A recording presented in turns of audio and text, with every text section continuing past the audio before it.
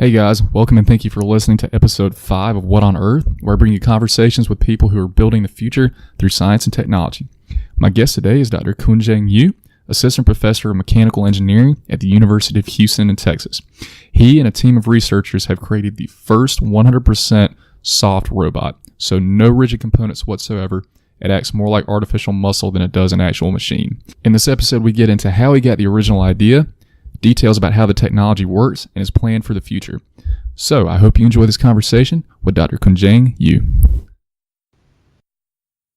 All right, Dr. Yu, thank you so much for coming on the show. Just want to, start with your background. So, what got you interested in engineering and robotics? Sure. My name is Cunjiang Yu from the University of Houston in Texas. So I'm a Bill Cook assistant professor in Department of Mechanical Engineering, associated with the Department of Electrical Engineering, Biomedical, and also Material Science program. So my research are interested in developing new type of materials, electronics, for applications in the area of biomedical and also soft robotics. So, can you explain soft robotics a little more and what that entails? Sure. Soft robotics is different from existing form of robotic, which has been exclusively has been widely be employed in like manufacturing companies, right, to facilitate, for example, handling objects. Those are mostly repeating jobs, but eventually we feel like the robotics is going to be a different format because existing formats, for example, those robotics or machines are utilized in like manufacturing companies, like for example, deal with vehicles. They're all made of rigid components, like all coming out of material like aluminum, stainless steel. Right? They're very rigid, and if people are work with those machines may be very vulnerable or be very hurt. So eventually we feel like robotics and human are working together, and we want the robotics be eventually be soft like a human, which we have muscles. We can be adaptive. So in particular soft robotics, we have been working on is a completely different, not just those mimic human, but more importantly, is mimic some of the animals like inchworm. They're completely soft. Their body are completely soft. So we want to have engineering devices which have the similar capability of the soft animals. Make sense? I think that's a very interesting point. When you mentioned about soft robotics, I know just coming from a manufacturing background, I've seen the use of robotics, like what you call the more typical rigid robotics in use, and you are correct that there isn't a little bit of an element of danger there when you use those. Right. You always have to be very cognizant of where the moving parts are at any given time. Right. So could you talk a little more? You recently published an article or a journal, I guess an article in journal, talking about the development of that soft robot that mimics an inchworm. So can you talk a little more about the process of where that idea first generated, who was involved, and how you got the ball rolling with that? Right. Sure. So we have been working on a soft all kind of devices, as I mentioned, right, for biomedical, for robotics. We have been had this kind of idea for a couple of years, and we started working on it recently, in particular for this inchworm inspired engineering device, soft robotics. So this work are mostly are completed by my students, my PhD students. And in the design of this soft robotics are involving some soft materials. A soft material which called nickel crystal elastomer. And this material is an artificial muscle. So the reason we're interested in this kind of material is, if you look at the inchworm, right, those soft animals, they're completely soft body. and they'll be able to move. So the motion of the Cunjiang are the outcomes of the neuromechanical behavior of their body. In other words, they have muscles. Those are functional muscles are really, give the outcome of like a like crawling process. So in our engineering design, we also have similar class of material. Nickel crystal elastomer is just one of the examples of such, artificial muscle material. But artificial muscle material, how are you going to control it? How are you going to let it move in which kind of way? That we're going to have the sensors, or we're going to have the actuators. So Inchworm, think about the inchworm, right, or silkworm, those kind of soft animal materials. If you're using your finger to poke those animals, they will not gonna like it. They're gonna flee away. Or, inchworm, if some places are very hot or some places are very cold, once they feel it, they might flee away. They might avoid those places. So in other words, they have sensory organs in the animal which they can feel, like our human.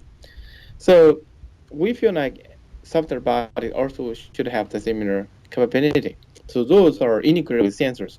So in the whole system, we have the artificial muscle, it's very soft, but also we have the sensor and actuators. And they're also share the same mechanical properties, soft. They're soft, they're deformable, they're stretchable, they're compressible. So we have soft sensors and soft actuators and soft artificial muscles. Putting together, we are able to achieve this soft robotics. Make sense? So you mentioned, yeah, that makes perfect sense. It's actually very interesting, and I was wondering, you mentioned manufacturing, but do Right. you also see some uses for this in the medical field as well? Right. And what kind of paths have you taken to explore that possibility? Mhm. Right. So soft robotics, like in this or similar kind, have a lot of usages, right? For example, for for like a disaster rescue, right? For example, like earthquake, right? Houses are falling down, right? So it's very hard for people to get it in to give supply medicine to the people who stacked or who are get injured.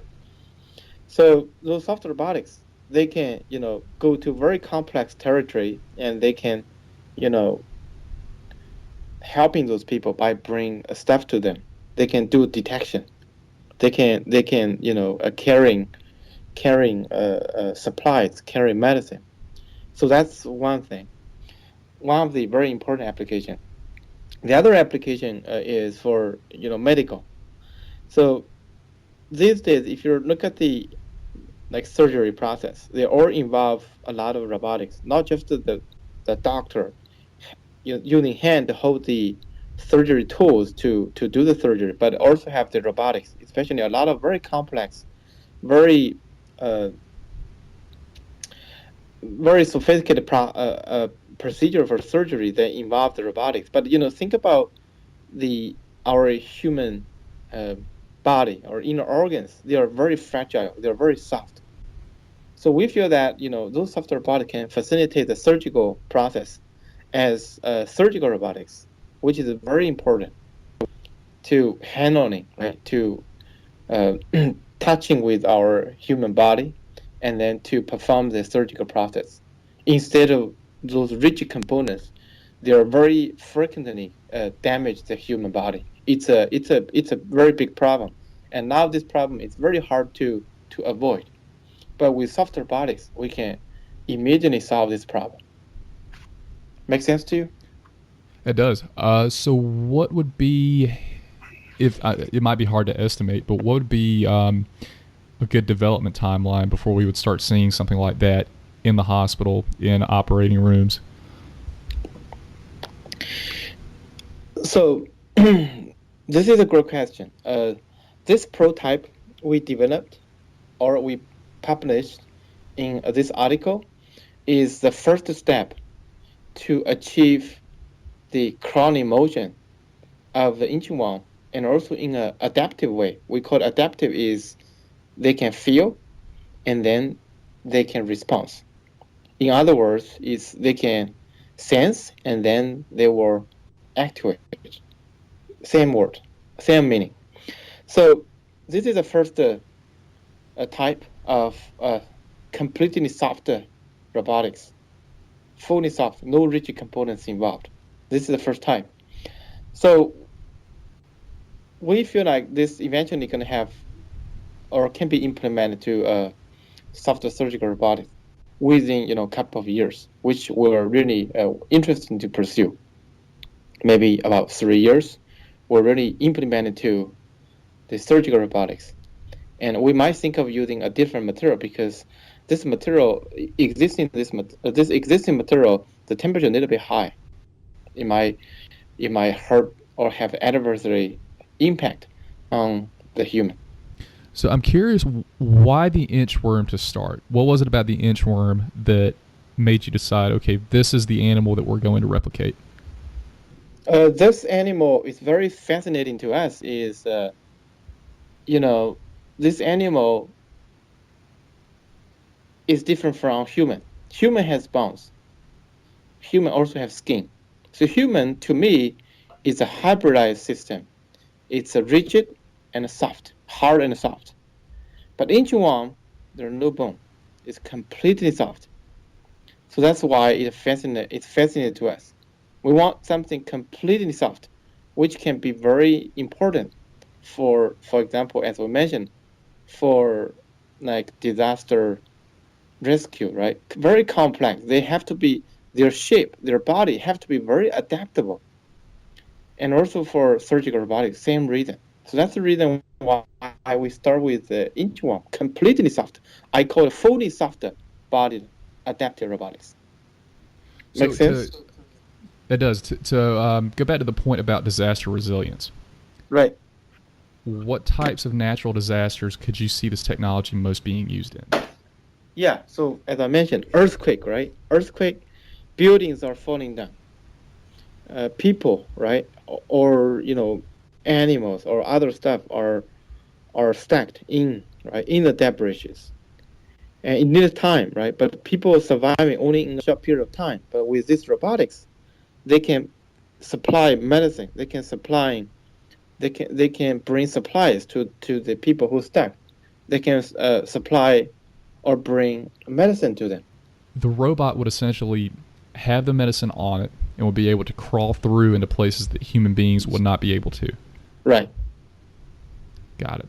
Okay, no, that's very fascinating, and that's an implication that originally I didn't consider, but that is, I could see the wide-ranging effects of that.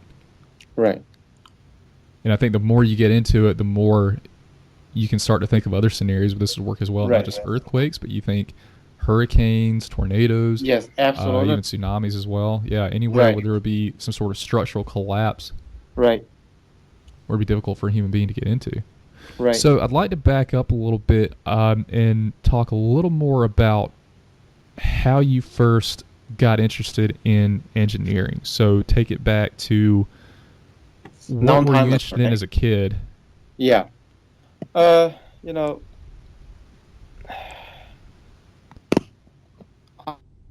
I always interested in making something real, making something you can see, you can feel, you can touch. So I choose engineering subject as my major when I enter college. So until today, looks like it's pretty straightforward for me.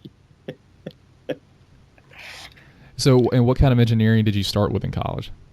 I start with mechanical engineer. Mechanical engineering. Right. And what now university was that? in Southeastern University in China. Southeastern University.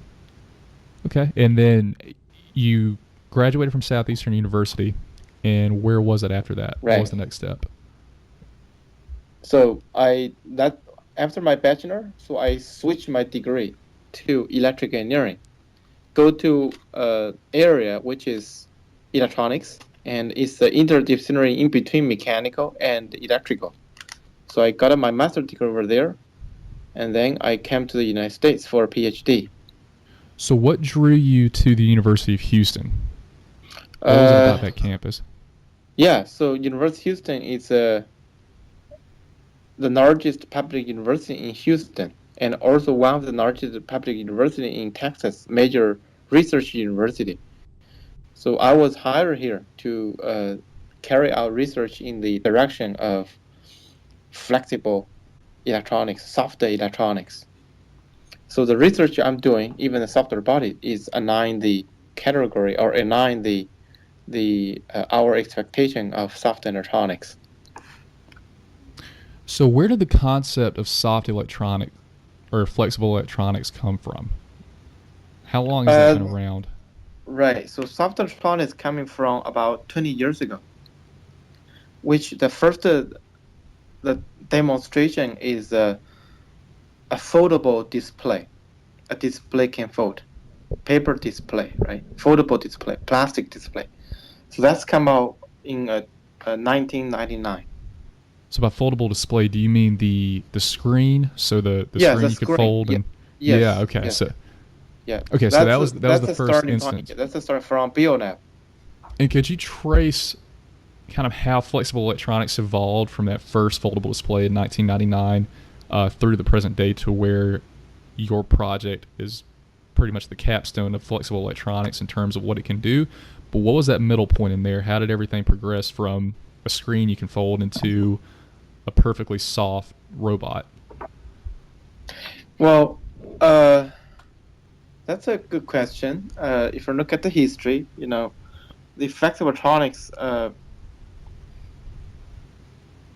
it progressed it had about nearly 20 years development, starting with trying to making some display, and even now they're still try to really developing an end product for users. So I think a lot of companies still work on it, but that's a starting point where people get motivated to developing this foldable display.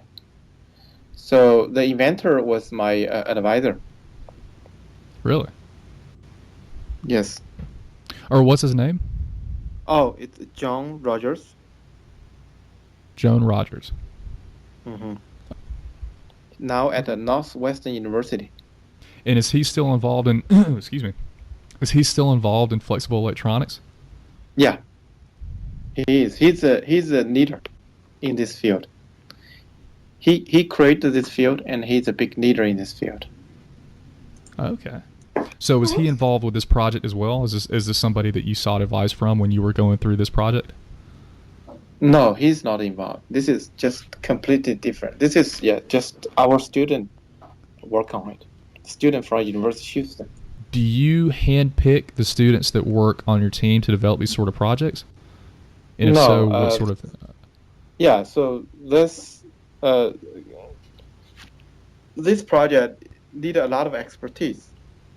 So need expertise in mechanical design. Need expertise in making soft electronics, sensors, and actuators. So we have students in mechanical background and also with the material and electrical background. So it's sort of students also collaborating to achieve this project. So how do you get these components to be soft? I'm so curious about that. Is these things that we typically think of, sensors and other components, as being rigid? I know you mentioned the muscle itself, but what other materials did you have to create or have to use in order to make every single component soft? So for the sensor, we utilize silicon material. It's a material that involves in your computer or your cell phone. And we also have the metal, like gold materials, that provide electrical connections.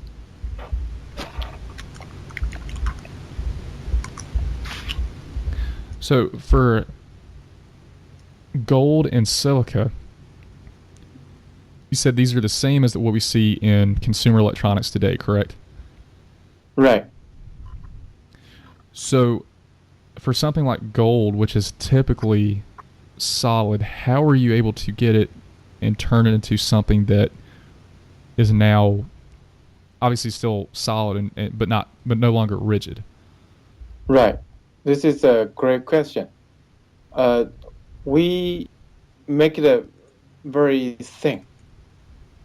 So basically, we make it very thin, and also we create the mechanical structures. So we make them like a mineral traces instead of a straight wire. So could you repeat So that point one basically, more time? you can think of making a telephone cord instead of like a steel or an aluminum bar. We make them telephone Okay, cord. They're gotcha. deformable. So, Yes. and could you describe the process of making it more like a telephone cord as opposed to just a steel wire? Yeah. So we do the microfabrication process. We involve chemical etching and photolithography. I'm sorry, I feel like Yeah, I that's keep a very very basically saying, well, yeah, what is that? What is right. that? What is that? But it's, I mean, it's very interesting because Yeah, you can for say someone it's who's not as involve familiar. the right involve the microfabrication process. Okay, so with the microfabrication process, who on Right. your team is most adept at that? Does that fall to an electrical engineer? Or does that fall to somebody else? Electrical engineer and a material. And materials. Yeah, So how do material. you, when you're working in the group, how many people are in your group that worked on this project? Uh, 3 or 4 students. And these students, they're all doctoral candidates, correct? Yeah, they're all doctoral students. So how do you keep a group of individuals, obviously very intelligent, focused, and keep all their efforts focused into this project? I'm sure that they have a lot of other things on their plate being doctoral candidates. So being Mm-hmm. as impressive of a project as this is, where you've created the first of something, how was it trying to balance everybody's schedule? What was that dynamic like?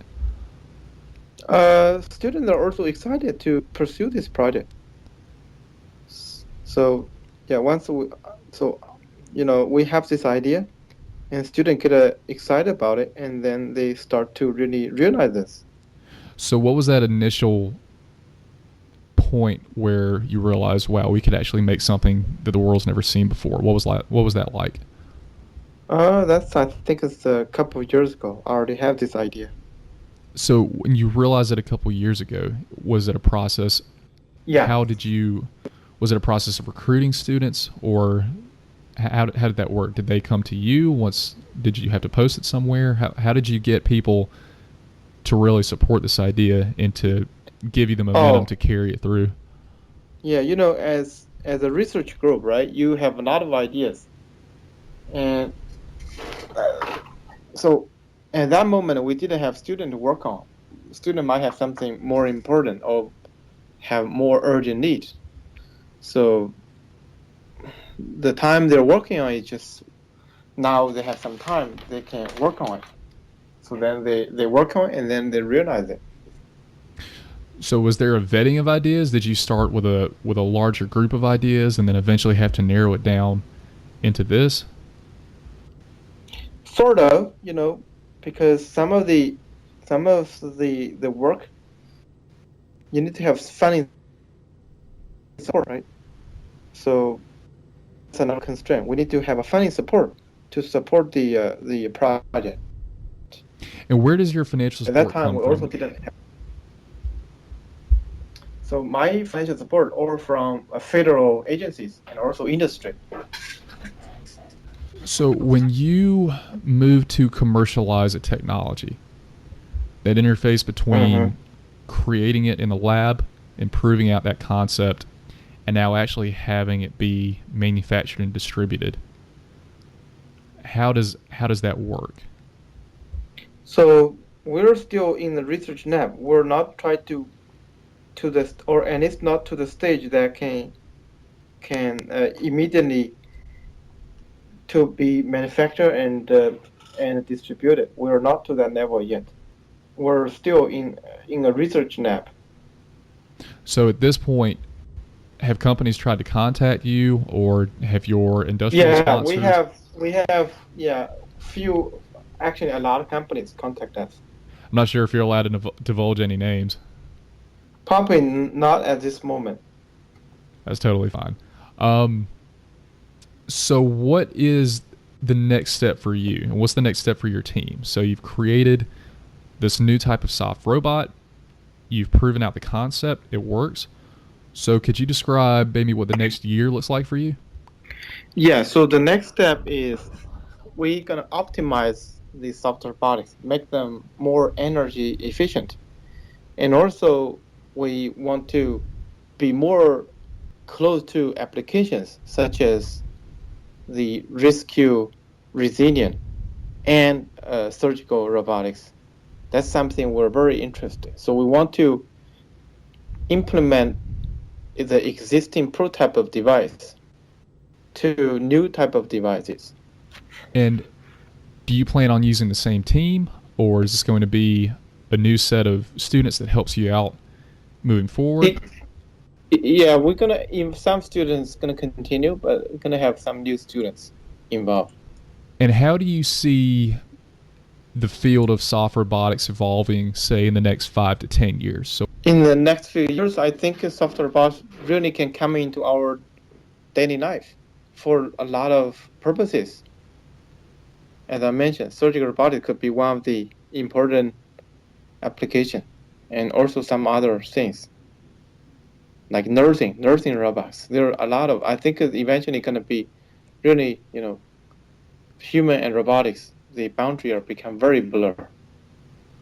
that would be amazing. Do you think, so with soft robotics, do you think there could be a crossover to where we're creating a human-like robot? So you mentioned the softness of the artificial muscle, and one of the thoughts that I had, and I don't know if this is even, I guess, feasible, but to have more of like a, I guess the term is cyborg. So you have perhaps a rigid endoskeleton with joints that mimic human bone, as well as artificial muscle, to where maybe you could have a new type of limb or anything like that. Is that something that you see as being feasible, or do you think that's more in the world of science fiction at the moment? It's not a science fiction. I think we're gonna come to it will come to real. You're gonna come true. All right, well, Dr. Yu, I want to be respectful of your time, but also just want to say thank you so much. I really appreciate you taking the time. Maybe perhaps in the future, I think we'll probably have some follow-up questions. If you'd be free to do maybe a part 2, I would absolutely be thrilled to do that. But is there anything that you would want to say to a smart-driven, maybe master's grad or bachelor's graduate who is looking to get into the field? Yes. So first of all, thank you for having me, and I'm very glad to take this opportunity to talk about our research. And I think soft electronics, soft robotics are a great field. Are a field with a bright future, and students in relevant background should pursue it. They're gonna give them a lot of opportunities, and they can see their knowledge can be applied to future daily lives and to be very useful. So I think this is a great field to pursue for the students.